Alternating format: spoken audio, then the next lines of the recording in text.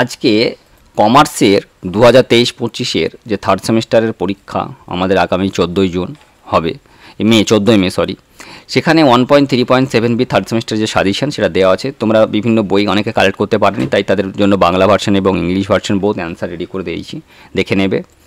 অনুসন্ধানী প্রশ্ন কি, গ্রুপ এর প্রথম কোয়েশ্চেন। যদি কেউ অ্যান্সার খুঁজে না পাও পিডিএফ এইখানে ক্লিক করবে, টেলিগ্রামে তোমরা পিডিএফে পেয়ে যাবে, বা টেলিগ্রামে সার্চ করবে আজহার স্যার, বা ইউটিউবে সার্চ করবে, বা গুগলে সার্চ করলে টেলিগ্রাম গ্রুপের লিঙ্ক পেয়ে যাবে। কোয়েশ্চেন নাম্বার 2, বাণিজ্য ক্লাব বলতে কী বোঝায়। কোয়েশ্চেন নাম্বার 3, কৃত্রিম শ্রেণীকক্ষ বলতে কী বোঝায়। কোয়েশ্চেন নাম্বার 4, শিক্ষামূলক ভ্রমণের দুটি অসুবিধা। কোয়েশ্চেন নাম্বার 5, ইন্টিগ্রেটেড টিচিং বলতে কী বোঝায়।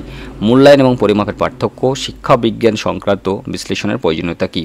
পারদর্শিতার অভিজ্ঞতা কাকে বলে। গ্রুপ বি থেকে তোমরা জানো 3টে কোয়েশ্চেন করতে হয়। কোয়েশ্চেন নাম্বার 1, বাণিজ্য মেলার শিক্ষাগত গুরুত্ব। 2, একজন বাণিজ্য শিক্ষকের কী গুণাবলী থাকা দরকার।